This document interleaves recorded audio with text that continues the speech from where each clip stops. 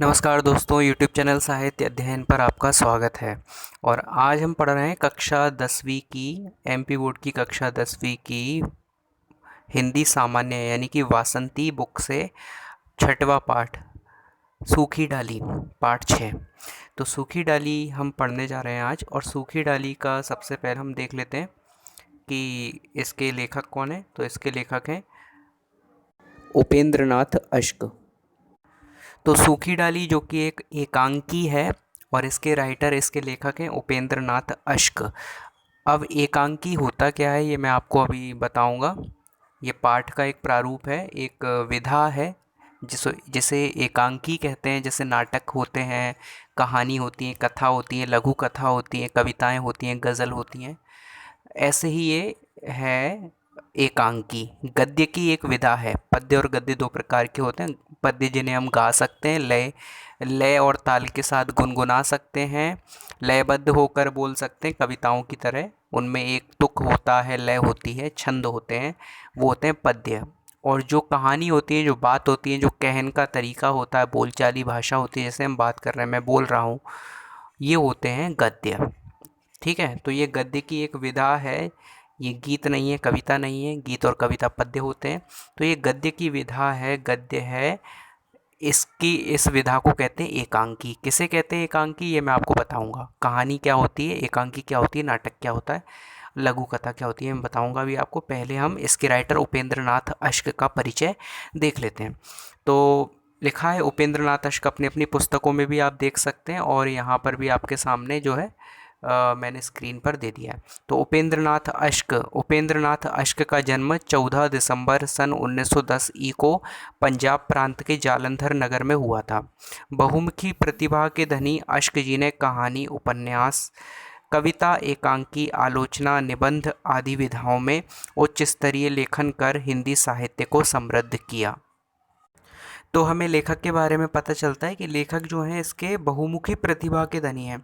यानी केवल एक फील्ड नहीं बल्कि अनेक फील्ड में इन्होंने अपना कौशल दिखाया है। जैसे कि इन्होंने कहानी लिखी हैं, उपन्यास भी लिखे हैं, एकांकी, आलोचना, निबंध, ये तो गद्य हैं, लेकिन इसके साथ साथ इन्होंने कविताएं भी लिखी हैं, यानी पद्य में भी हाथ आजमाया है। तो ये ऑलराउंडर बोल सकते हैं हम, बहुमुखी प्रतिभा बोल सकते हैं, मल्टी टैलेंटेड। तो इस प्रकार के ये लेखक हैं। अब यदि हम इनके बारे में और जानें तो आप अपनी पुस्तकों में देख सकते हैं, लिखा है इनके बारे में कि अ, गिरती दीवारें इनका प्रसिद्ध उपन्यास है। इनकी चर्चित एकांकियों में पानी, अधिकार का रक्षक, लक्ष्मी का स्वागत, जोंक, पहेली, आपस का समझौता, देवताओं की छाया में, नया पुराना, भंवर आदि प्रमुख हैं। और अश्क जी को, उपेंद्रनाथ अश्क जी को नाटककार के रूप में पुरस्कृत भी किया जा चुका है। ये आप अपनी पुस्तक में देख सकते हैं, इनका डिटेल में आप परिचय पढ़ सकते हैं। तो अश्क जी का व्यक्तित्व हिंदी के नवोदित लेखकों के लिए सदा प्रेरक रहा है। ये प्रेरक रहे, प्रेरणा देने वाले रहें, प्रेरणा स्रोत रहें। अब यदि हम अपने पाठ पर आते हैं तो लिखा है केंद्रीय भाव, पारिवारिक पृष्ठभूमि पर लिखे गए इस एकांकी में एकांकीकार ने पारिवारिक अंतर्द्वंद को प्रभावी अभिव्यक्ति दी है। ये इसका सेंट्रल आइडिया है पूरे पाठ का, केंद्रीय भाव है। क्या है कि परिवार की पृष्ठभूमि पर ये लिखा गया है, एक फैमिली के बैकग्राउंड पर लिखा गया है। और इस एकांकी में बटवृक्ष यानी बरगद के पेड़ को परिवार के अभिभावक का प्रतीक बनाकर प्रस्तुत किया गया है। ये बताया गया है कि एक जो फैमिली है उसका जो मुखिया है वो बरगद के पेड़ की तरह है। एकांकी में इस तथ्य को बड़े प्रभावी ढंग से निरूपित किया गया, मतलब पूरा जो है वो एक पेड़ की तरह पूरा निरूपित किया और उसमें समेटा गया इस पूरी कहानी को। तो एकांकी में इस तथ्य को बड़े प्रभावी ढंग से निरूपित किया गया है कि जिस प्रकार बट वृक्ष की छाया यानी बरगद के पेड़ की छाया स्थायी, शीतल और सुखद होती है। यानी स्थायी होती है, शीतल यानी ठंडी होती है, और सुखद यानी सुख देने वाली होती है।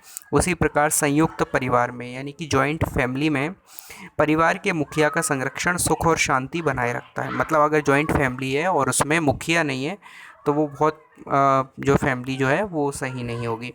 तो जो मुखिया है वही सामंजस्य बनाए रखता है, वही एकता बनाए रखता है। तो वो बरगद के पेड़ की तरह होता है जिसकी छाया में सब फलते फूलते हैं। ये इस पाठ का जो है केंद्रीय भाव है। अब यदि अगर हम इसके नीचे देखें तो पात्र परिचय दिए हैं। सबसे पहले हम इसके पात्र देख लेते हैं। तो पात्रों में इसके नाम दिए गए हैं। सबसे पहले आप देखिए दादा, जो कि इस पाठ के मुखिया हैं इस परिवार के, जो कहानी में दिया है। तो दादा हैं, ठीक है, इसके बाद करमचंद है, इसके बाद परेश है, भाशी है, मल्लू है, और बेला जो है छोटी बहू है, छोटी भाभी यानी बेला की सास इंदु की माँ है, मंजली भाभी है, बड़ी भाभी है, मंजली बहू है, बड़ी बहू है, इंदु है, रजवा है, पारो है। ये इस पाठ के एकांकी के पात्र हैं। अब हम ज़रा ये समझ लेते हैं कि एकांकी होता क्या है। तो एकांकी एक अंक वाली विधा को एकांकी कहते हैं। एकांकी जिसमें एक ही अंक होता है, जैसे नाटक होता है, नाटक में एक से ज़्यादा अंक होते हैं, 5 से 7 अंक नॉर्मली होते हैं, उसको नाटक कहते हैं। और एकांकी में सिर्फ एक ही अंक होता है। अंक बोलें तो उसका पार्ट, हिस्सा। नाटक जो है, जैसे आप इसको समझने के लिए मैं समझ सकते हैं, जैसे आप टीवी सीरियल्स देखते हैं, तो टीवी सीरियल्स में कई ऐसे कॉमेडी सीरियल होते हैं जो एक ही पार्ट में ख़त्म हो जाते हैं, एक ही एपिसोड में उनकी कथा पूरी हो जाती है। जैसे सीआईडी आता है, सीआईडी उसमें एक एपिसोड में पूरी कहानी हो जाती है।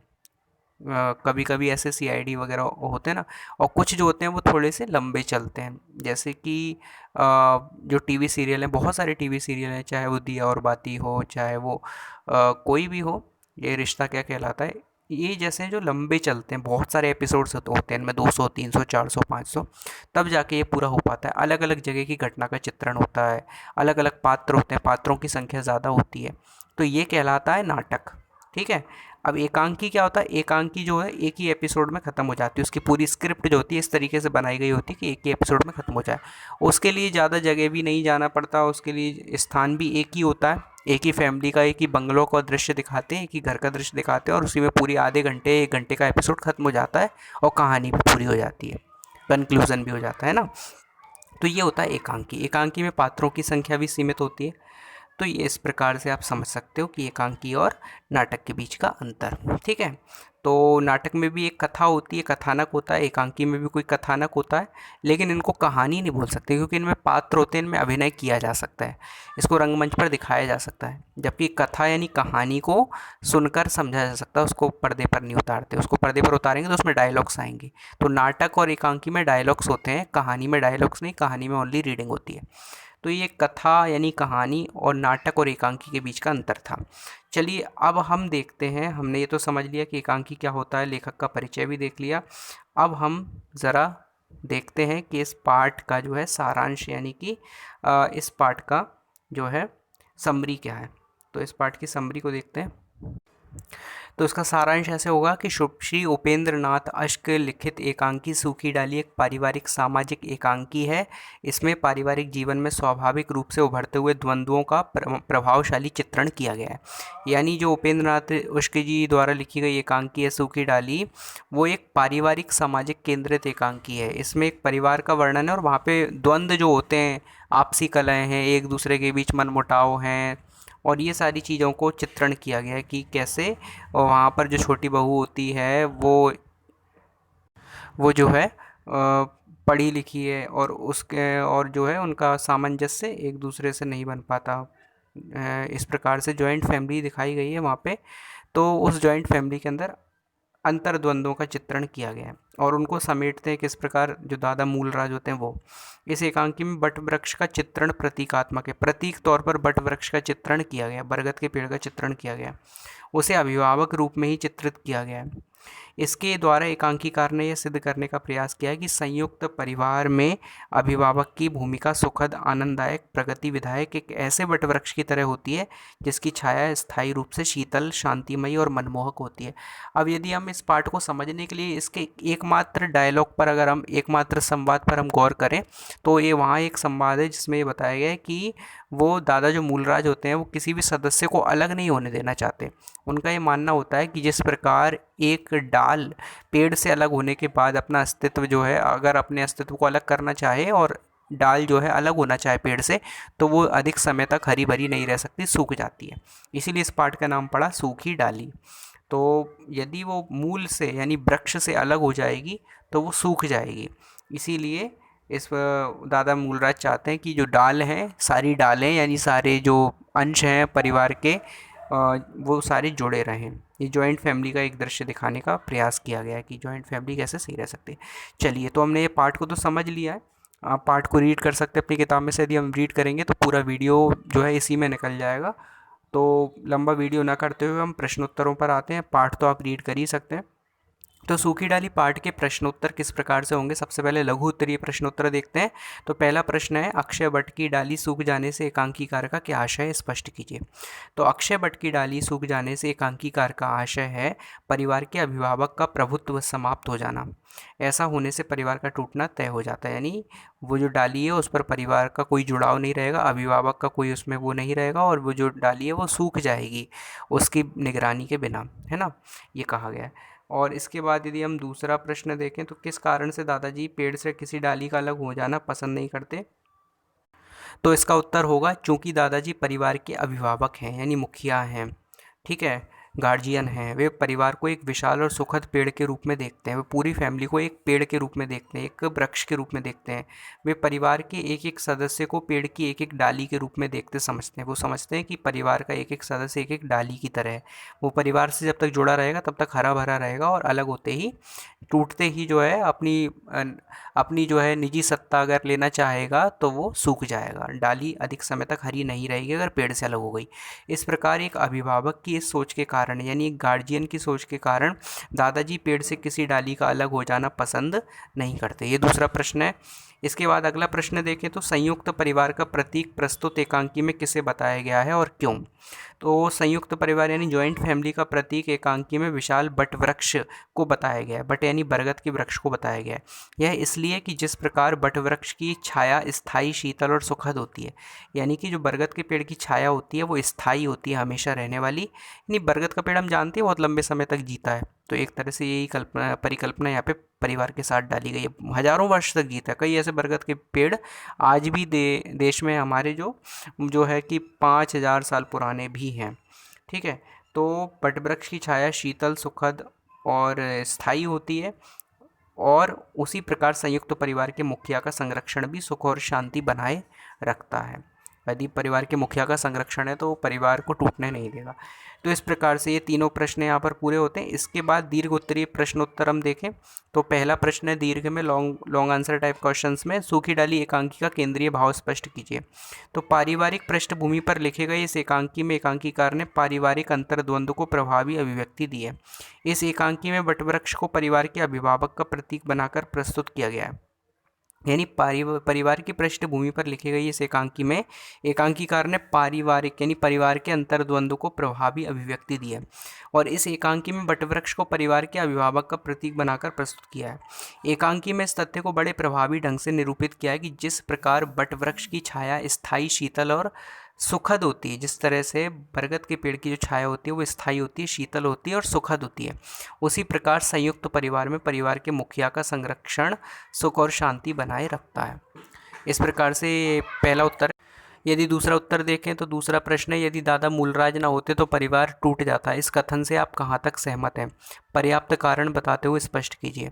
तो उत्तर है, यदि दादा मूलराज ना होते तो परिवार टूट जाता। इस कथन से हम पूरी तरह सहमत हैं।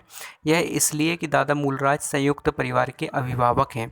वे अपने संयुक्त परिवार को उसी प्रकार सुख और शांति प्रदान कर रहे हैं जिस प्रकार विशाल वटवृक्ष अपने आश्रितों को, यानी उनके अंडर में रहने वाले लोगों को या फिर जीव जंतुओं को, पक्षियों को जो है आनंद देता है, शांति प्रदान करता है, शीतलता देता है, ठंडक देता है ना, शेल्टर देता है। उसी प्रकार से वट वृक्ष जो है उसकी तरह अपने आश्रितों को आनंद और सुख प्रदान करता है। उसी प्रकार से इसलिए दादा मूलराज यदि ना होते तो परिवार टूट जाता। ये इस पाठ का जो है एक तरह से कंक्लूजन भी है, और इस प्रश्न का उत्तर, हर एक प्रश्न जो है वो इम्पोर्टेंट है अपने आप में। तीसरा प्रश्न है, कुटुंब एक महान वृक्ष है, छोटी बड़ी सभी डालियां उसकी छाया को बढ़ाती हैं। इस कथन की सोदाहरण व्याख्या कीजिए। तो इसका उत्तर होगा कुटुंब एक महान वृक्ष है, यानी जो कुटुंब है, फैमिली है, वो एक बड़े पेड़ की तरह है। छोटी बड़ी सभी डालियां उसकी छाया को बढ़ाती हैं, यानी सभी लोगों का अपनी अपनी इंपॉर्टेंस होती है। हर एक डाली, हर एक मेंबर की अपनी अपनी इंपॉर्टेंस होती है। यानी ये नहीं कह सकते कि कोई भी डाली जो है पेड़ की छाया को बढ़ा नहीं रही है। जैसे एक एक बूंद से घड़ा बढ़ता है ना, यदि हम कहें एक घड़े पानी को देख के कहें कि एक बूंद की कोई इंपॉर्टेंस नहीं है, तो ये बेकार है हमारा कहना, क्योंकि हर एक बूंद से ही मिला के पूरे घड़े का पानी बना है है ना। ऐसी एक एक बूंद अगर हम निकालते जाएंगे तो पूरा घड़ा खाली हो जाएगा। तो हर एक बूंद की इंपॉर्टेंस है। ठीक उसी प्रकार से चाहे डाली छोटी हो या बड़ी, उसकी इम्पोर्टेंस है पेड़ के अंदर, क्योंकि एक एक डाली से ही जो है वो पूरे पेड़ छायावान बना है, छायादार बना है। तो उसके हर एक सदस्य जो हैं महान वटवृक्ष की डालियों के समान हैं, जिनसे सुख और शांति का वातावरण बना रहता है। अगर ये ना होते तो कुटुंब बिखर जाता और कहीं का ना रह जाता।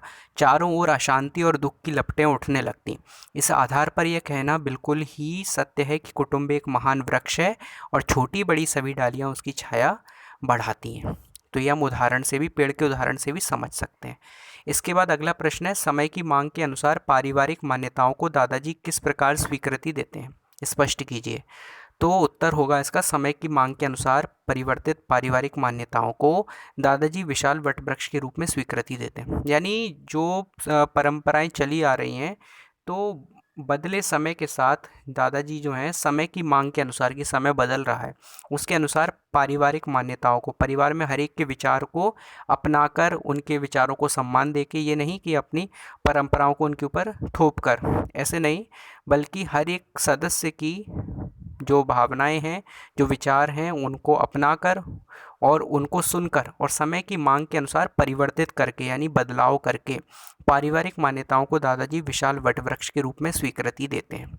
जैसे एक वटवृक्ष अपने शेल्टर में सबको स्वीकार करता है, ऐसे ही दादाजी भी स्वीकृति देते हैं सभी की मान्यताओं को।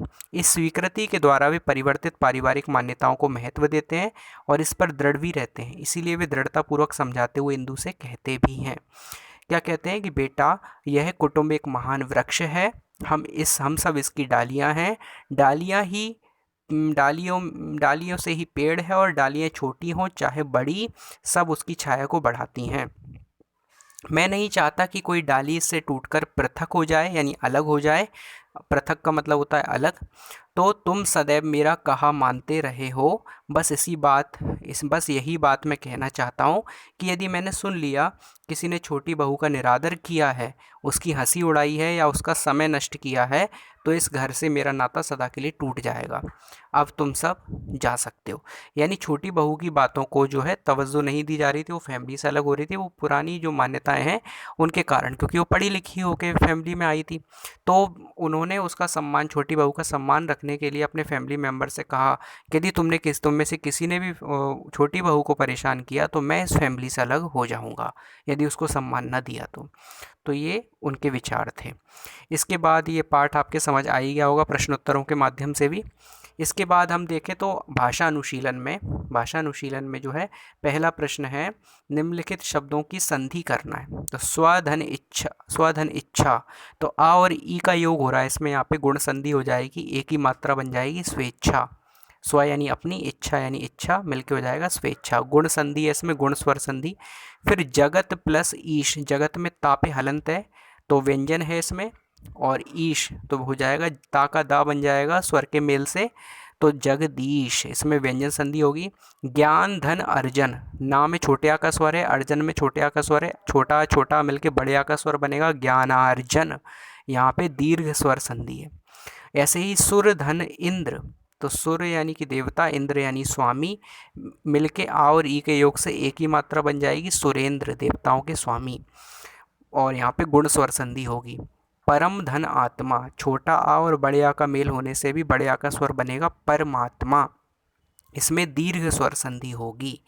तो ये आप लोग देख सकते हो कि सारी संधि किस प्रकार है ना। और संधि समझने के लिए आप इसी चैनल पर एक प्लेलिस्ट है उसमें जा सकते हैं, संधि के वीडियो बने हुए हैं जो मैंने बड़े इजी तौर पर बनाए, उनको आप देख के संधियाँ समझ सकते हैं, जो कि आपके सिलेबस में भी काम आएंगी, संस्कृत में भी।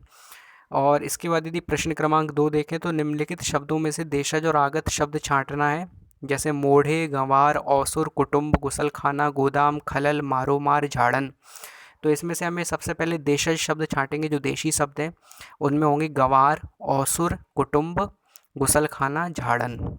आगत शब्द जो अन्य भाषाओं से आए हैं वो होंगे मोढ़े, गुसलखाना, खलल, मारोमार। जैसे कि उर्दू से आ गया, अरबी से आ गया, फारसी से आ गया, तो इनको बोलते हैं आगत शब्द, आए हुए शब्द। प्रश्न क्रमांक 3 में देखें तो निम्नलिखित मुहावरों लोकोक्तियों का वाक्यों में प्रयोग करना है। जैसे दो घड़ी ना टिकना, जली कटी बातें करना, गज भर की जवान होना, लोटपोट होना, अपना सा मुंह लेकर रह जाना। इन मुहावरों का हम वाक्यों में प्रयोग करेंगे तो दो घड़ी ना टिकना, इसका वाक्य बन जाएगा, मुगल सेना राणा प्रताप के सामने दो घड़ी ना टिक सकी। आप अपने हिसाब से भी वाक्य बना सकते हैं। अगला होगा जली कटी बातें करना, तो हो जाएगा इसका, दुष्ट तो जली कटी ही बातें करते हैं। गज भर की जवान होना, शेखी बाजों की गज भर की जवान होती है। लोटपोट होना, जोकर की बातें सुनकर सब लोटपोट हो गए। अपना सा मुंह लेकर रह जाना, सबके सामने भेद खुलने पर वह अपना सा मुंह लेकर रह गया। तो इस प्रकार से वाक्य बना सकते हो आप लोग अपने खुद से भी वाक्य बना सकते हैं। तो ये जो हो गया तीसरा प्रश्न हो गया। चौथा प्रश्न है उचित विराम चिन्हों का प्रयोग कीजिए। यहाँ पर एक हमें दो लाइन लिख के दी हैं, दो पंक्तियाँ लिख के दी हैं, और जिनमें कोई भी कॉमा, कोई भी फुल स्टॉप, कोई भी क्वेश्चन मार्क, कोई भी इन्वर्टेड कॉमा, कुछ भी चिन्ह नहीं है। हमें सही चिन्हों का प्रयोग करके इसको सही बनाना है। तो ये आपकी बुक में दिया गया है। तो ईश्वर की अपार कृपा से हमारे घर सुशिक्षित बहू आई है, यहाँ पर कॉमा आएगा, वाक्य की शुरुआत इन्वर्टेड कॉमा के साथ होगी। तो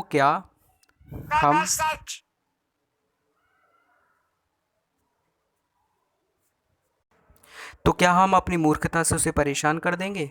तुम जाओ बेटा, किसी प्रकार की चिंता को मन में स्थान ना दो। दो के बाद फिर से इन्वर्टेड कॉमा बंद हो जाएगा, कर देंगे के बाद क्वेश्चन मार्क आएगा। आप अपनी स्क्रीन पर देख सकते हैं, इस प्रकार से आप इसको सही करेंगे।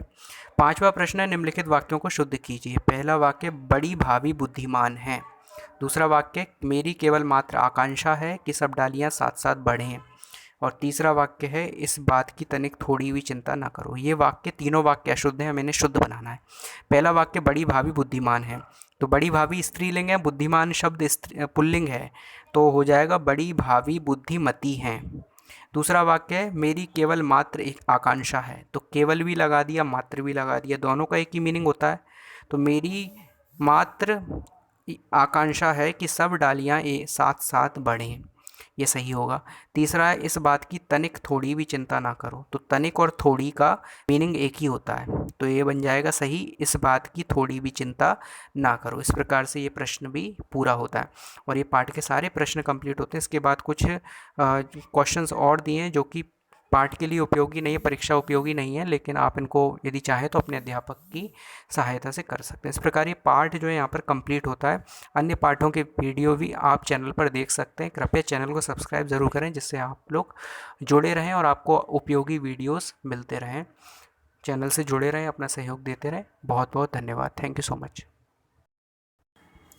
नमस्कार।